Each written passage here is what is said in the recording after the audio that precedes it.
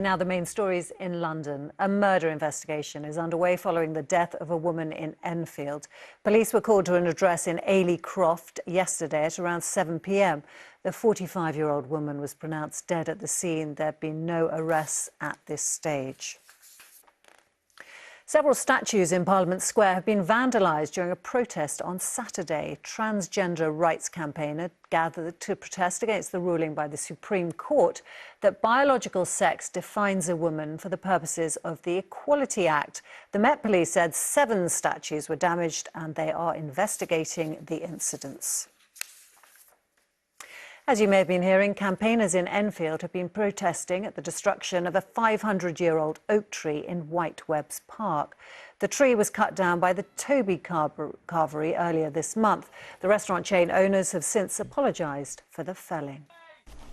Police have appealed for information about the identity of a woman believed to have been injured after a concert at Wembley Arena. Officers said a car hit the woman who was dancing in the road and carried her on the bonnet for about 30 yards before she was thrown to the ground on Engineers Way.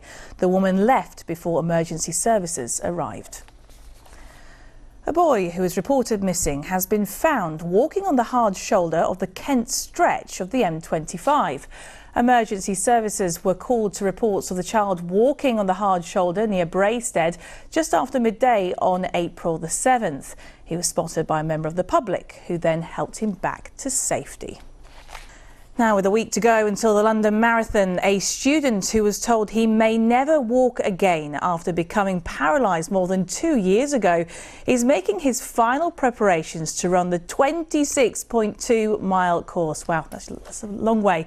19-year-old Tommy Rowlinson wants to raise awareness of spinal cord injuries, as Claudia Sebazis reports. Watching Tommy Rowlinson run, it's hard to imagine that 2.5 years ago he was suddenly paralysed from the waist down after a cold caused inflammation of his spinal cord. My legs felt abnormally sort of weak, and I woke up the next morning and I tried to get out of bed and ended up collapsing, so I thought I should probably go to hospital at this point. Tommy had developed acute transverse myelitis and was told he may never walk again. Tommy was treated at the National Spinal Injuries Centre and one day woke to feel some sensation return. I remember the first night when things started to come back, I was able to move my knee from my hip, and it was just the most incredible feeling ever. And I remember at the time I FaceTimed my parents and just showed them that I was moving my leg, and it was unbelievable. It was such a fond memory from such a bad time. Slowly he improved, and he's now determined to raise money for the Spinal Injuries Association by running the London Marathon as quickly as he can. I said originally under 5 hours, which I think is quite an achievable thing, but crossing the finish line is the ultimate goal. Tommy still has some issues with his health. For me, I've come to terms with my injury now. The remnant sort of conditions I've got left, I'm happy enough with, that I'm able to live sort of a full life. Tommy originally intended to do the marathon in his wheelchair, but he recovered faster than expected and is determined to get fitter than ever.